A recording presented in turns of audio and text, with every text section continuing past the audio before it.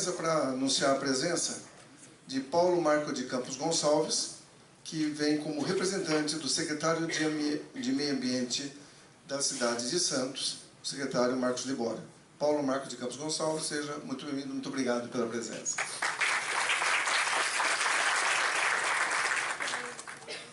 Teremos agora alguns cases. Primeiro, Jorge Pedroso, da Associação Agroecológica de Teresópolis. Por favor.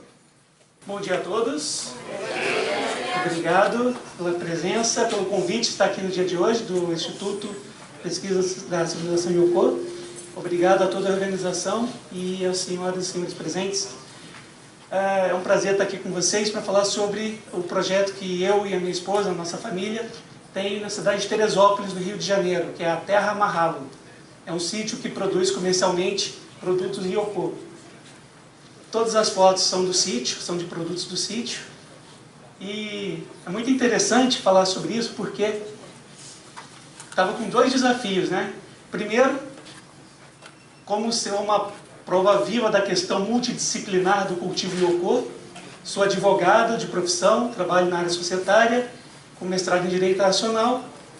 E fiquei, nossa, mas como eu vou falar sobre as questões teóricas e tudo da agricultura? Mas não preciso mais fazer isso, porque já tivemos palestras muito elucidativas sobre tudo isso. O segundo desafio é um advogado falar 20 minutos. Esse a gente vai estar no DNA, mas a gente vai tentar. Bom, desde que a gente teve o primeiro contato com a agricultura Yokô em 2006, minha esposa estava grávida de nossa primeira filha, a gente tomou a decisão de um dia praticar agricultura Yokô. E após essa data, a gente já tomou consciência sobre a importância da alimentação saudável, começamos a produzir orgânico e cada vez mais nos conscientizávamos para ter uma certeza sobre a segurança daquele alimento. Você tem que produzir, ou tem que ter alguém da sua confiança que produza, tem que ter meios, processos que sejam confiáveis, de que aquele produto que chega à sua mesa, ele tem realmente um cuidado na sua elaboração e tudo mais. Nós da área do direito, temos alguns colegas da área do direito aqui, sabemos que muitas vezes as leis são muito boas, mas a prática nem tanto, né? E no ano de 2013 tivemos a permissão de adquirir uma propriedade, que era o que a gente queria, no topo da montanha, cercada de mata, não é? E como nascente própria de água, ou seja, um local propício a ter baixa contaminação. Claro, o ar está contaminado, tem essas questões que são todas, todo mundo convive com isso. Mas realmente não tem nenhum cultivo vizinho que possa gerar algum contaminante. No ano de 2015 começamos a produção em termos comerciais. Teresópolis, na verdade a propriedade está mais ou menos 150 quilômetros do Rio de Janeiro. Teresópolis é grande produtora, faz parte do Cinturão Verde do Rio e está mais ou menos a 900 a 1000 metros de altitude, o que dá um clima bem mais fresco que o Rio de Janeiro, para quem conhece o Rio. São 18 hectares a propriedade no total, sendo que 13 são esse cinturão de mata.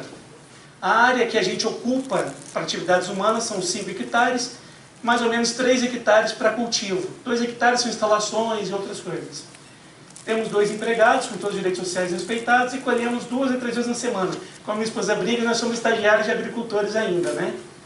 E a gente tem muita dificuldade em mensurar, em termos de massa, em termos de quilo, a produção, porque a gente não pesa tudo que é colhido. São mais ou menos 50 caixas semanais, aquelas caixas grandes de plástico que se utiliza. Se colocar 5 quilos em cada caixa, dá uma média de 250 quilos por semana, 1 tonelada por mês, né? Mas varia, né? Bom, aqui algumas fotos, só para vocês terem uma dimensão. Essa área de infraestrutura a gente utiliza tanto para processos de produção, colheita, pós-colheita, quanto para treinamentos também. E aqui outra área também dá para ver um pouco da mata, bastante preservada, que circunda. Hoje a minha missão é falar com vocês sobre comercialização. E tudo começa com a história de uma berinjela. Na verdade, uma plantação de berinjela. Porque é impressionante, a gente tomou a decisão de praticar cultivo Yokô, seguimos os pilares, né, que transmissão de energia, pensamento positivo, sentimento positivo, adubo orgânico. E a gente plantou e nasceu, é impressionante, mesmo um advogado consegue. Né? Passa em casa, por favor. Né? E a gente plantou, estava naquela fase de instalação, não tinha nada no sítio, começamos e plantamos 200 mudas de berinjela. espetáculo, espetáculo. Berinjelas de 25, 30 centímetros, quase sem marca, uma coisa maravilhosa. E aí a gente comia, na época não vendia ainda, dava para os amigos, levava para as pessoas. Aí foi todo mundo ficando, ah, que bom a berinjela. Aí assim, nossa, berinjela de novo. Aí na terceira, ah, berinjela de novo. Aí os amigos já estavam saturados, já não queriam mais berinjela. Não, vamos vender essa berinjela. Aí um vizinho se ofereceu para levar a nossa berinjela para o distribuidor convencional, onde ele entregava o chuchu convencional dele, né? Fornecemos lá a berinjela para ele. Mais ou menos 52 caixas de berinjela em 3 semanas. A produção estava muito alta daquela berinjela. Acho que como a gente ficou com dificuldade, a gente nunca mais conseguiu produzir berinjela daquele jeito de novo. Acho que a terra está ressentindo, não, vai esperar um pouquinho para ter berinjela de novo. Mas vamos lá. Aí 52 caixas em 3 semanas, e aí o que chamou a atenção? Depois de mais ou menos 1 mês e meio, o vizinho foi acertar toda aquela venda com a gente. E aí falou, olha, a primeira semana ficou R$ 2,50 a caixa, a segunda semana foi R$ 3,00, a terceira semana foi R$ 4,50. Resultado, o preço médio por caixa de berinjela foi R$ 3,50. Cada caixa com mais ou menos 20 quilos. Dá mais ou menos 20 centavos o quilo da berinjela. E ele falou que a nossa berinjela não pegou um bom preço porque o talinho lá não estava tão verde, porque tinha um produto que tinha que botar para ficar verde. E o corpo da berinjela não estava brilhoso, porque parece que tem uma cerinha líquida que passa para ficar brilhosa. Aí foi assim, uma experiência extremamente enriquecedora para a gente, né? Eu lembro que quando ele chegou aqui, ele deu lá o dinheirinho, lá deu 52 caras, deu lá por cento e pouquinhos reais, né? Aí eu olhei aquilo e falei, nossa, vou lá agradecer para ele. Aí fui lá no sítio dele para agradecer, mas quem me viu chegando e pensou, nossa, ele vai brigar comigo, né? Eu não, vim te agradecer. Ele ficou me olhando assim, aquele olhar meio matuto, mas você vai me agradecer por quê? Não, você ter levado a berinjela lá no mercado. Ele não sabia, né, meu? Foi uma experiência enriquecedora, porque a gente viu o seguinte, para a gente conseguir tornar o sítio sustentável, a terra amarrada sustentável, teríamos que produzir, colher, transportar e entregar no consumidor final. Então, foi uma experiência maravilhosa. Começamos a estudar as formas de fazer isso. Bom, a primeira coisa que a gente viu é que a gente teria que, como não tem o cultivo de Yoko, hoje, dentro da legislação brasileira, se encaixa como um cultivo orgânico. Que o cultivo orgânico, como já foi falado, o professor Cavani, tem uma série de práticas de agricultura que são abrangidas pelo certificado. A gente optou pelo sistema participativo, porque, como dissemos, somos estagiários de agricultores, precisávamos ter contato com outros agricultores para poder aprender. Talvez agora estejamos no ponto trainee, mas ainda não sei. E aí nos associamos à ATE, Associação Agroecológica de Teresópolis. Um ponto muito interessante, tocando no assunto das pragas, né? Na agricultura a gente fala que não tem praga, tem demonstração do desequilíbrio, porque a terra é o principal, o solo é o principal. Se o solo estiver bem, como Ana Primavera disse, o solo está bem, a planta está bem. Então quando vem alguma coisa ali, para manifestar ali na planta que está furadinha, alguma coisa, o problema está no solo. E foi interessante que, quando teve a visita de vistoria de certificação, né, perguntaram lá, controle de pragas, o que você usa? Nada. Aí, fertilizante? Nada. Nem químico, nem orgânico, a gente não usa, né? Aí uma das pessoas que estava visitando falou, mas também não tem praga aqui? E realmente, mesmo lá na couve, que costuma ter muito purgão, a gente conseguiu encontrar um solo adequado para a couve, plantou e a couve está lá bonita. Né? E até hoje plantamos couve naquele local, nem fazemos rodízio, nesse caso específico. Então a gente viu que a nossa prática se encaixou na agricultura orgânica. Beleza, estamos lá certificados, somos considerados um pouco xiitas dentro do orgânico, né? O pessoal fala, aqui o pessoal não usa fertilizante, não usa nenhum tipo de calda ou qualquer coisa para controle. Está nascendo aí, tá bom, planta, nasce, tá bom. Enfim, aí, resultado, né? Logo depois da vistoria, estava aquela produção já enorme, crescendo, a minha esposa tomou uma decisão, fez a primeira venda. Chegou lá um dia, tinha muito brócolis, cenoura e tal, não tinha nem onde vender direito. Aí botou dentro do carro, ele foi para a porta da escola das crianças, abriu lá, mas eu produzo orgânico, aqui tem certificação, né? Já tinha vistoriado, não tinha certificado, mas estava vistoriado. E começou aí até hoje, as mães perguntam, ainda tem, quero e tal, não sei o quê. Bom, só que a gente começou a testar outras maneiras de fazer aquele produto chegar no consumidor, que esse era o propósito. Porque se num primeiro momento o sítio começou como sendo autossubsistência, a gente tem segurança do nosso alimento, a gente vê o quê? A natureza é muito altruísta, é muito generosa. a produção era muito grande para a gente consumir sozinho. Hoje a gente alimenta cerca, consigo estimar, aí, de 30 a 40 famílias, né, por semana. É bastante coisa. Aí, a primeira coisa que a gente tentou fazer foi entregar porta a porta no Rio. Só que você tem dificuldades, logística, você gasta muito, queima muito combustível. E o Rio, a gente está a 900 metros de altitude, o Rio está a 0. Então, são 10 graus de diferença. Se você sai da Terra Amarrado com 30 graus, você chega no Rio, está 40. Sai da Terra Amarrado com 20 graus, chega no Rio, está 30. E se você vai de casa em casa, qual é o problema que gera? A primeira casa, o produto está ótimo. A segunda, está ótimo. Lá pela 10ª casa, está mais ou menos. Chegou na 20ª, a alface murchou, não sei o quê. Aí qual é o problema? Aquele consumidor que ficou por último, coitado. Eu gastei muito dinheiro com gasolina, o consumidor que ficou por último recebeu já ali tudo desidratado, murchinho e tal. Aí a gente conseguiu, por um apoio da Sr. Comaricari, né, o dirigente local falou, não, vamos fazer o seguinte, eu cedo um espaço para você aqui, as pessoas fazem um pedido para você, você traz, deixa tudo aqui. E as pessoas vêm até aqui e pedem. Então, como funciona? A gente disponibiliza os produtos através de uma lista no Google Forms, da internet. As pessoas diversas fazem os pedidos. Com base nos pedidos, a gente faz a colheita, separação das sacolas e fazer um transporte até esse local cedido pelo dirigente local. E aí as pessoas vão até lá e pegam. E depois fazem pagamento de depósito bancário, não tem transação nenhuma comercial no local em si. É apenas um entreposto. Agora, isso facilita muito.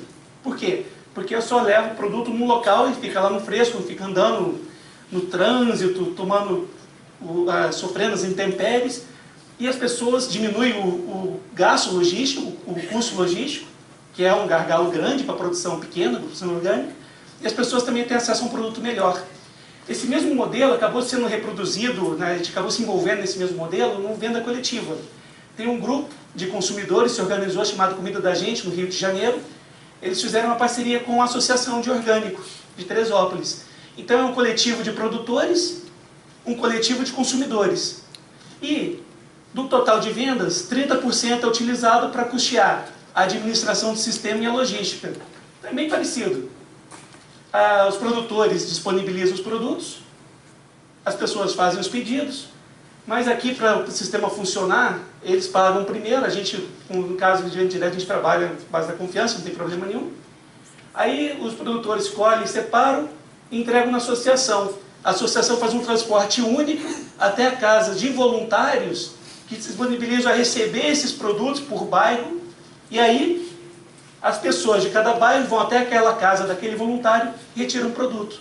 Então é mais uma parceria que está o quê? Diminuindo o custo logístico, fazendo com que o alimento chegue com melhor qualidade às pessoas e gerando efetivamente uma sustentabilidade. Tem dado muito certo.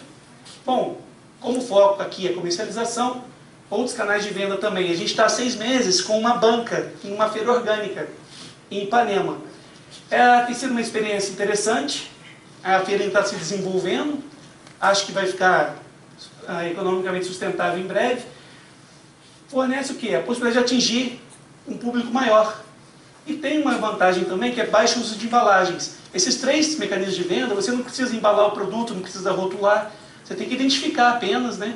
A gente trabalha também com punks, então às vezes as pessoas que recebem não sabem diferenciar o que é o peixinho, ou o que é outras punks, então a gente às vezes tem que identificar esses produtos. Mas trabalha com pouca embalagem. Isso aqui são produtos nossos, estão lá toda quinta-feira.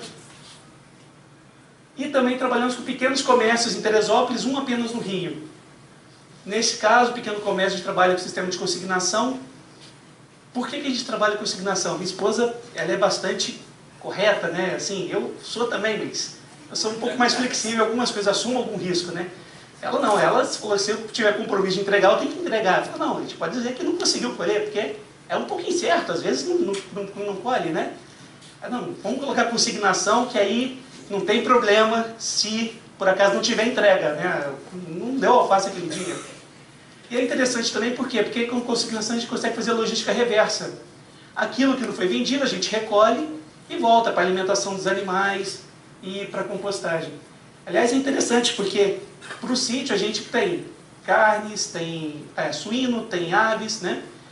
Só que não dá para certificar, porque a estrutura, a exigência legal para você ter uma carne certificada inviabiliza pequenos projetos.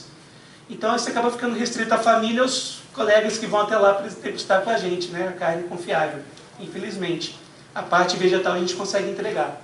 Bom, e aqui a gente tem que identificar todos os produtos. A gente utiliza etiqueta sempre que possível, etiqueta de papel. Por quê? Porque vende também convencional, então o orgânico vai ter que estar identificado, né? Também estamos fazendo algumas experiências com o mercado, só que o mercado tem uma dificuldade. O mercado está acostumado com uma produção intensa, entrega intensa, então o ritmo é muito intenso. E a gente conseguiu entregar feijão, entregamos coisa assim que tem mais durabilidade, né? Isso é até a foto do feijão que a gente entregou, tem que botar no plástico, etiquetar, não tem como. Mas a pressão em cima do produtor é muito grande. Então a gente está tentando ver como a gente consegue otimizar para conseguir ter produtos que levem a essa entrega. Uma coisa interessante é que o Sebrae está apoiando muitos produtores de orgânico no Rio de Janeiro e tem um grupo de empresários que está querendo investir num supermercado conceito novo, que é o conceito lixo zero. Então o mercado está propondo vender as coisas a granel, vender só produtos orgânicos ou agroecológicos, e a gente está em conversa com eles, que eles vão visitar daqui a alguns dias a Terra Amarralo para ser um potencial fornecedor.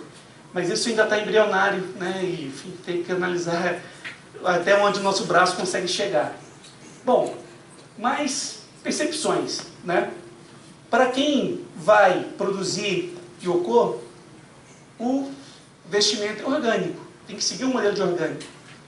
Quando a venda é direta entre pessoas de confiança, você pode ficar no convencional. Só que seu público fica mais restrito, porque são as pessoas que te conhecem.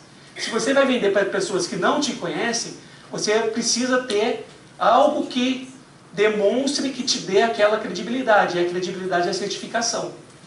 Esse é o primeiro ponto.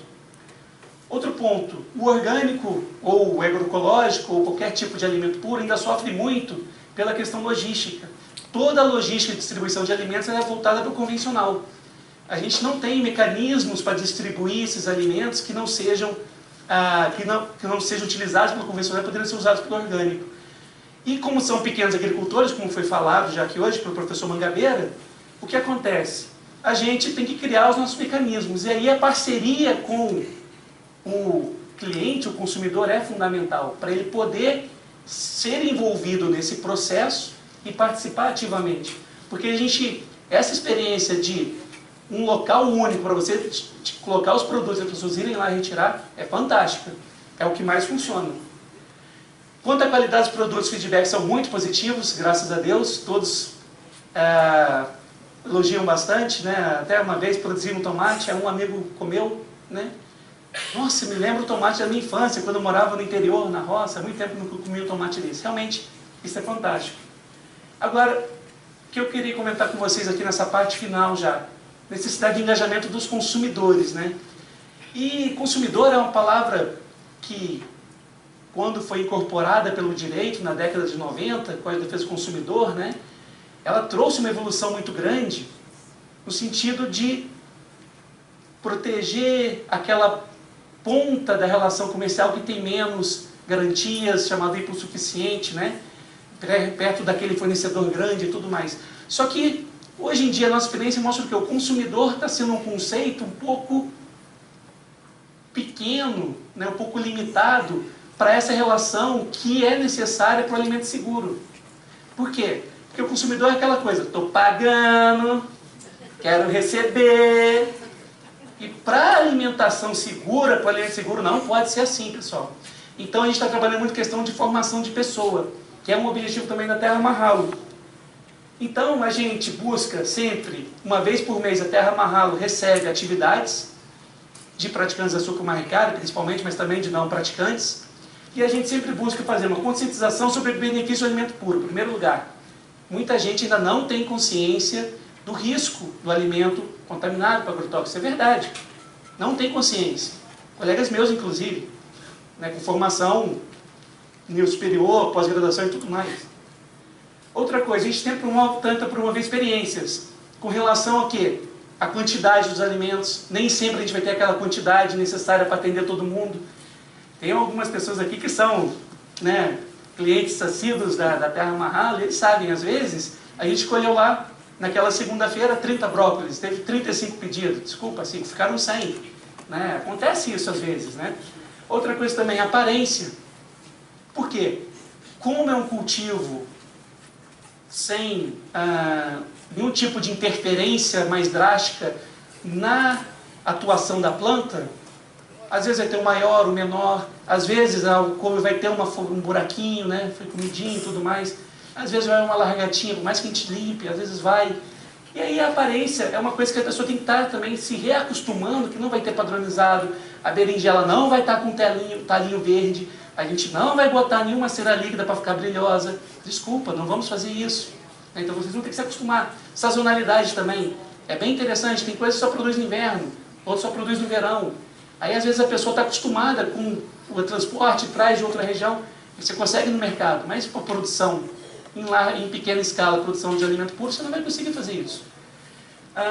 Se a gente também toca na multiplicidade de seres envolvidos, todos visitam o chiqueiro, visitam lá o nosso grande benfeitor, que é o porco, né, que faz o composto, as galinhas, nem sempre falar dos micro-organismos, e ter o solo como principal. E no final, o que a gente busca é que todos tenham um maior contato com a natureza. E aqui é uma experiência interessantíssima. Aqui são um grupo que foi em julho fazer plantio em vaso, mudas em vaso. Outro grupo, né, as pessoas que lembram, colher feijão. E é interessante, aqui é o galpão, onde funciona como área de produção, e também essas pessoas vão para a terra amarrá-lo, vão dormir em colchonete, saco de dormir, né, e não tem nenhum tipo de regalia. E saem todos maravilhados, saem todos encantados. Não é a terra amarrada, é a natureza. A natureza é tão altruísta, tão generosa, que mesmo se a gente não consegue oferecer as melhores condições, não é um hotel fazenda, mas todos saem maravilhados, encantados, né? Também com um grupo de jovens, em fevereiro foram 150 jovens, agora foi um grupo menor, 35, mas foi muito emblemático porque essas fotos ficaram muito bonitas da aproximação, né, do jovem com a terra. Você vê as crianças menores agachadinhas perto da terra, os outros inclinados também. Então, quer dizer, a humildade do jovem perante a terra, né? Eu acho que esse papel de formação, para a gente ampliar um pouco esse conceito de consumidor, sair daquela hipossuficiência que valorizar o dinheiro dele apenas, mas para quê? Para ele ter uma participação. O mais importante é, para produzir um alimento, o agricultor faz muito esforço, a terra faz muito esforço, o micro-organismo da terra faz muito esforço. É necessário também que aquela pessoa que vai se alimentar também faça algum esforço. Isso é muito importante, a gente tem que tentar cultivar isso. Bom, e os principais frutos que colhemos são algumas amostras aqui, né? Uma amiga nossa que toda semana adquire os produtos, ela fala que o filho dela de 10 anos, quando come uma cenoura da terra amarrá-lo, percebe a diferença em relação, por exemplo, às vezes a gente não tem cenoura, né? Agora essa semana, por exemplo, não vai ter cenoura, desculpa. Não vai ter cenoura. E aí ela compra na feira de orgânico, do orgânico tradicional, e o filho sente a diferença. Não é do convencional, é do orgânico. Né? Por quê? Porque parece que é diferente. Não sei, o planto nasce, eu não sei dizer. Aí os profissionais da área podem dizer isso. Né? A outra também é interessante, né? A Simone Bicalho, uma amiga nossa também, professora de agronomia. Minha ida à terra amarrá-lo mudou algo em mim. Agora as plantinhas que eu planto sobrevivem. Quer dizer, que coisa fantástica, né? Bom, pessoal, era isso que eu tinha que falar para vocês hoje. Acho que eu fiquei perto dos 20 minutos. Para o advogado isso é um mérito enorme. E por favor, fiquem à vontade quando estiver interessado e quiser visitar a Terra Amarrá-lo. Muito obrigado a todos.